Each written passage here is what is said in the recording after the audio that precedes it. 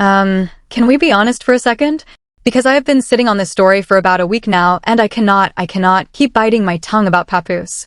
Y'all already know your girl doesn't shut up, but the silence around what this man is actually doing right now? It is loud. It is so loud. It is the loudest silence in New York hip-hop in years. And I'ma tell you why, but you gotta come close. Come here. Sit down. Pour yourself something. Because Papoose is not losing this round, y'all. He is cooking.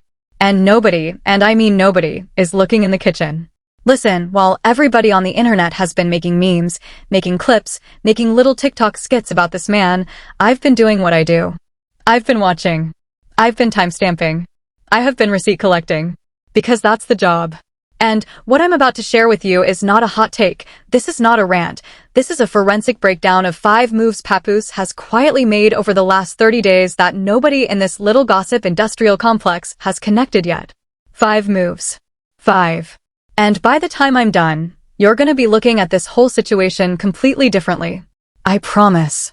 But first, and I have to say this, because the comments are wild, I am not, in any kind of way a Papoose stan. I'm not. I respect the man's pen, I respect his hustle. 20 plus years in this game is 20 plus years, but this ain't a defense video. This is an observation video. There's a difference. Sir, there's a difference. Stay with me. Okay, so here's where we are. For the last month and change, the internet has been dragging this man like he stole something. The Thigh Question clip, the Dre interview, the real man line, the photo angles, the meme accounts working overtime, Papoose has been turned into a national punchline. Cheeseburger this, sandwich that, y'all been creative, I'll give it to you, you've been creative. And the whole time, he ain't said one word back. Not a tweet. Not a sub. Not a stay tuned. Nothing. And most of y'all looked at that silence and went, oh he cooked, he did, he took the L, he ate the L with extra cheese. Right? That's what y'all said. But I'm here to tell you that everything you're interpreting as defeat is actually deployment. And I'ma walk you through it. Move number 1. The silence itself. Y'all, when was the last time Papoose responded to anything? I'll wait. Because I went back. I went back through his whole social media for the last 6 weeks, and I clocked something interesting. He did not post one shade post. Not one. Not a Bible verse. Not a workout video. Not a people gonna people caption, nothing. A man who has been clowned by half the internet, and his Instagram is literally just family photos and studio shots. That is not the behavior of a man who is hurting. That is the behavior of a man on a clock. That's a man who has a calendar in his head and a date circled on it. And before y'all jump in the comments to tell me I'm reaching, hold on, because I have heard this kind of silence before in this culture. I have. We have all heard it. We heard it before hit 'em up. We heard it before takeover. We heard it before push UPS. The most dangerous men in this genre have always been the men who shut up first. I'm just saying. Move number 2. The studio time. Now this one is the one I want y'all to lock in for. Because I have it on extremely good authority, and y'all know I don't drop sources I can't stand on, that Papoose has been in the studio at least 3 nights a week, sometimes 4, for the entire month. 3 to 4 nights. Every week. For a month. Now, do you know how unusual that is for a man at this stage of his career? He is not a man who lives in the studio. He never has been. He is a project mode rapper. He pops up, he drops, he disappears, he raises his kids, he goes back in. So when I tell you he has been clocking studio hours like he's punching a time card at a UPS warehouse, I need you to understand what that means. That is not love song energy. That is not Christmas album energy. That is bars energy. That is a man writing 16ths, 32s, 48s, and then writing them again because he didn't like the cadence the first time. He is in there sharpening, y'all. He is in there sharpening. And whoever ends up on the other end of those bars, I will be praying for you. I will light a candle. I'm not being funny. I'm being serious. Move number 3. And listen, this is the one that made me sit up at my desk. Papoose has reportedly been spotted at a boxing gym. A boxing gym. Now, anybody who follows this couple knows he is not a boxer. He has never been a boxer. His wife is a boxer. His wife is, in fact, one of the greatest boxers alive, period, full stop, undefeated, gold medals, all of it. So why is Papoose, a non-boxing rapper husband, suddenly being seen at a boxing gym that is not his wife's regular training facility? I'm gonna let that sit in the air. I'ma let that sit. Because there's two possibilities and both of them are crazy. Possibility one is he is getting himself into shape because, like the rest of us, he has watched a man named Dre run his mouth on every podcast in America for 30 days straight. And Papoose knows that sooner or later there is going to be a moment where words alone is not gonna cut it. Possibility two, and this is the one that's spicier, he is scouting. He is shopping. He is looking at a different facility, a different coach, a different camp infrastructure for his wife. Because if you've been paying attention, you know the current camp is the camp that produced the now infamous thigh question, the now infamous interview, the now infamous everything. So in his quiet little way, Papoose may be in the process of doing a personnel shuffle. He may be trying to clean the house without ever raising his voice. Which is, frankly, the most Papoose move there is. Anyway, move number 4. The lawyer sighting. And I want y'all to come closer for this one because this is where it gets, I'm gonna say it, surgical. About 2 weeks ago, this man was photographed in midtown Manhattan, getting out of a black car in a full suit. Suit. Tie. A small attaché-looking bag in one hand. Now I don't know about you, but he is not a man we usually see in midtown Manhattan in a tie. He is a man we see at his kids' graduations and at his wife's fights and at the Tunnel-era reunion shows. A man in a suit, in a tie, in midtown on a weekday with a briefcase? That is not a fashion choice. That is a meeting. That is paperwork. That is a man getting his legal affairs in a particular kind of order. And I am not saying that there is a divorce in the air. I am not. Stop typing. I am saying that whatever Papoose is doing in Midtown in a tie in the middle of a Tuesday, it is not for fun. It is not because he had a craving for a Midtown salad. He is signing something. Or he is being told to be ready to sign something. Or he is reading something. Any of those three is a story. Any of those three. So now you have a man who is silent, in the studio, scouting boxing gyms and meeting with attorneys in Manhattan. Do you see the picture? Do you see the picture I'm painting? Because if you don't, I need you to back up and start the video over, and I mean that lovingly. Move number 5. And this is the one nobody except your girl has paid attention to. Watch who has been quietly liking his posts. Watch who has been quietly retweeting his old verses. Watch who has been quietly bringing his name up in interviews. I am not going to sit here and read names on this channel because I do not need a lawsuit on a Wednesday, but I will tell you that some of the heaviest, most decorated, most influential names in New York hip-hop have been doing what I call the cosign whisper.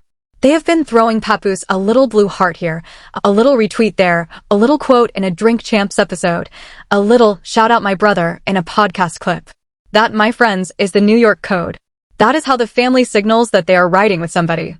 That is how the old heads communicate that they are reading the situation and they have picked a side. So while you've been seeing this man isolated, he is actually being silently surrounded by the right people. Surrounded. Y'all listen, when the Giants nod, the Giants are getting ready. When the Giants nod, the Giants are getting ready. Write that down.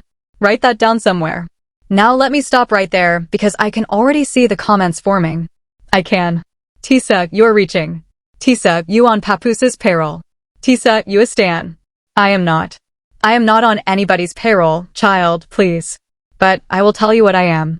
I am someone who has been doing this culture deep dive thing long enough to know what a setup looks like, and what we are watching is a setup. So let me give you what I think is about to happen. The Tisa prediction map. And y'all can come back to this video in 3 months and tell me whether I was right or whether I was on something. I'm okay with either. Phase 1 of the revenge. He lets the internet do exactly what the internet has been doing. He lets the memes run. He lets Cheeseburger pap trend. He lets the clip accounts have their fun. Why? Because Papoose understands something that most of you younger heads do not understand, which is that the internet has the attention span of a goldfish that has been hit in the head with a brick. 5 more weeks of this, and half the people clowning him right now will not even remember what they were clowning him for. He is counting on that. He is using your short memory as a weapon against you. And it's beautiful. It is, frankly, beautiful. Phase 2. He drops a song. With no warning. No promo run. No DJ drama tag. Just boom. Friday night, 11:59 p.m., a track lands on streaming, and the title alone breaks the internet. I'm not going to predict the title because that is bad luck, but I will say that whatever the man names the song, it will trend on Twitter within 45 minutes. 45 minutes. And the bars on the song will be surgical. Surgical, y'all. Papoose is not going to scream. He is not going to yell. He is gonna do what he has been doing for 2 decades, which is dismantle a man, bar by bar, with the kind of precision that makes other rappers go quiet and other writers go take notes. Phase 3. He hits the podcast circuit. Not the small ones. Not the little corner podcasts in Brooklyn. He is going on the big ones. Joe Budden, if Papoose and Joe can get in a room again, Math Hoffa, Drink Champs, Shannon Sharp's Club Shay Shay, maybe even one of the daytime sit-downs. And on those podcasts, he is going to do what he does, which is sit there calmly, fold his hands, and deliver one line that becomes the clip of the week. One line that gets cut up and posted on every gossip page in America. One line that completely flips the narrative on the entire month of slander. That's what he does. The man is a one-line assassin. Watch. Phase 4. He shows up. Front row. At his wife's next fight. Cameras catch him. He doesn't say anything. He doesn't wave. He doesn't smirk. He just sits there, focused, calm, present. Maybe holding flowers. Maybe holding nothing. And that image alone, that one image of Papoose in the front row at his wife's fight, sends the internet into a 2-week spiral. Why? Because it answers every gossip question without him ever opening his mouth. Anybody who said the marriage was over? Wrong. Anybody who said he was canceled? Wrong. Anybody who said his wife had moved on? Wrong. One photograph from one fight night, and the man erases 30 days of slander without breaking a sweat. That is game, y'all. That is a game. And then Phase 5. And Phase 5 is the spiciest one of all. Phase 5 is the one where, mysteriously, the man who started all this, the man who asked the thigh question, the man who ran his mouth on every podcast, Phase 5 is where his calendar starts to look a little empty. Phase 5 is where the interviews stop coming. Phase 5 is where the big events stop sending the invitations. Phase 5 is where, in a very quiet, very polite, very plausible deniability kind of way, somebody, somewhere, made some phone calls. And nobody can prove it was Papoose. Nobody. There will be no smoking gun. There will be no leaked text message. There will just be a man who used to be everywhere, suddenly being nowhere. And the whole industry will know exactly what happened, even though nobody will ever say it out loud. That is how a New York legend handles his business. That is the Papoose method. That is what 20+ years of being in this game looks like when it activates. So listen, I know what y'all gonna say in the comments. Tisa, this is a conspiracy theory. Tisa, you're giving him too much credit. Tisa, you're treating this man like he's a Bond villain. And I hear you. I do. But I want you to consider, just for 1 second, the alternative. The alternative is that Papoose, a man who has been in New York hip-hop for 2 decades, a man who survived the mixtape era, the blog era, the streaming era, a man who married one of the greatest boxers alive and is raising a beautiful family on camera in real time, that this man, all of a sudden, just rolled over and let himself become a punchline without a plan. You really believe that? You really believe him, of all rappers, the man who out-rapped half the radio in the early 2000s without a major label behind him, the man whose pen has been respected by everybody from Jay-Z to Nas to Royce, the man who has been quietly running his household and his business for 20 years. You really think that man just laid down? I don't believe that. I refuse to believe that. And I think anybody who does believe that has not been paying attention to the kind of man he actually is. Because here's what people miss about this whole conversation. Papoose is not a viral rapper. He has never been a viral rapper. He has always been a longevity rapper. And longevity rappers are not built for the moment. They are built for the marathon. They are built to absorb a month of slander, sit in the studio with their headphones on, write something so cold it makes the temperature drop, and then deliver it when nobody is expecting it. That is the blueprint. That has been the blueprint since the K-Slay days. Anybody who has been paying attention knows that. Now, and I have to say this because the lawyers, I am not telling you, definitively, that Papoose is planning a revenge tour. I'm not. I do not have a notarized affidavit from his management. I have not seen a calendar. I have not been in any meetings. What I have is pattern recognition. 20 years of watching how this culture works, 20 years of watching how New York rappers operate, 20 years of watching how silent men move when the noise gets loud. And every single pattern I'm looking at is screaming the same thing. He is not losing. He is loading. The man is loading. Anyway, while we're here, let me address the elephant in the room, because the comments have been wild on this one too. A lot of y'all have been writing and saying, well, Tisa, why don't he just respond? Why doesn't he just hop on Instagram Live and clear it up? And the answer is, because that is what an amateur does. That is what somebody who has not been in the game does. Papoose has watched too many rappers blow up their entire career trying to win a one-day argument on the internet. He is not blowing up 20 years of work to win a Tuesday. He is not doing that. The man understands that on the internet, the loudest voice always loses. The loudest voice always loses, y'all. Always. The man who shows up screaming has already given away his position. The man who shows up calm, 50 days later, with a song and a smile, that man wins. Every time. Every time. I also want to say this, and I'm going to say it carefully, because I'm not trying to start nothing, but Papoose has been a husband through some of the most public, intense, scrutinized moments any rapper-athlete couple has ever gone through.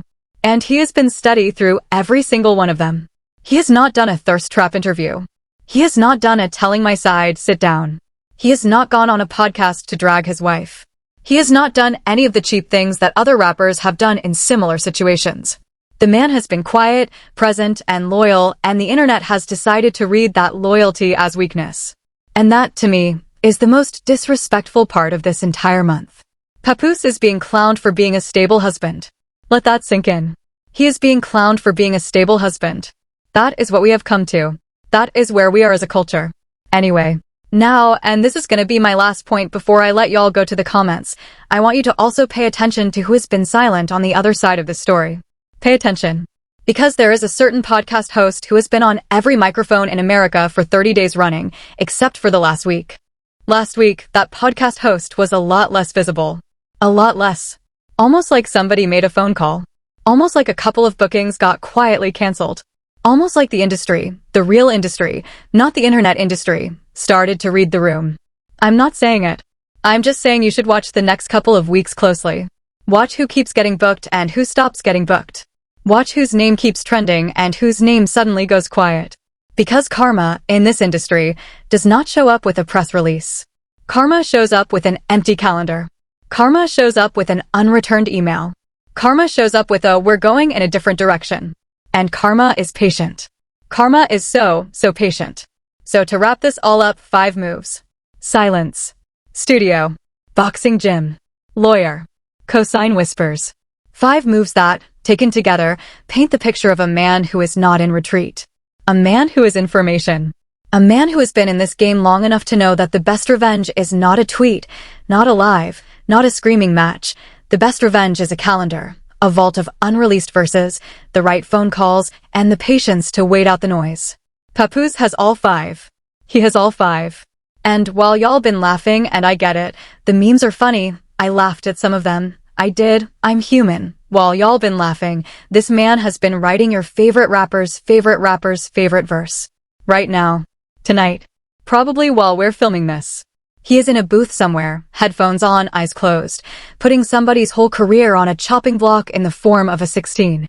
And the moment that 16 drops, every single one of y'all who made a cheeseburger pap joke is going to delete the tweet.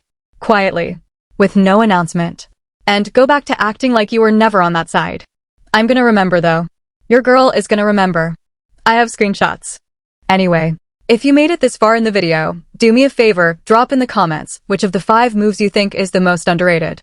The silence, the studio, the boxing gym, the lawyer, or the cosign whisper. I want to read your theories. I'm going to be in those comments tonight.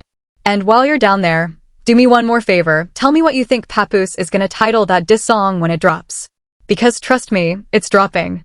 I will eat my notes if he does not drop a record before the end of the next quarter. I will literally eat them. Highlighters and all.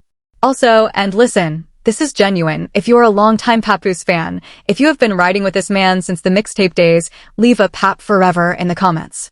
I want to see how many of y'all are still out there, because I think the silent majority on this one is a lot bigger than the loud minority that has been running the meme accounts. I want to see the numbers. Show me the numbers. And before I forget, I'm going to be back later this week with a follow-up on this story, because there is one more piece of information I am sitting on that my lawyer told me to wait on. Wait on it.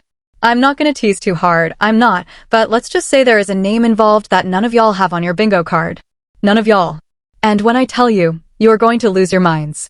So make sure you are subscribed, make sure you have notifications on, because when this drops, you do not want to be the last person at brunch finding out. Y'all know how I do. We deep dive, we connect the dots, we give the petty its proper respect, and we never, never let a story die before its time. So if Papoose is plotting what I think he is plotting, your girl is going to be the first one to tell you. With the receipts. With the timestamps. With the whole little forensic kit. Anyway, that's enough for me. Let me know what you think in the comments. Tell me who's right, tell me who's wrong, tell me which move shocked you the most, tell me if you think Papoose is gonna pull this whole thing off or fumble it at the last second. I want to hear from all of you. I really do. The comments are my favorite part of every video, you guys know that. This has been your girl, Karma's chief correspondent. Reporting from the deep end as always. If Papoose drops anything before this video hits 100,000 views, I will pin the link in the description faster than y'all can refresh. I promise. Pinky promise. Anyway, like, follow, subscribe, share this with the one friend who's been clowning him the loudest, and remind them gently that the quiet ones are the ones you have to watch. I'll talk to y'all later. Bye.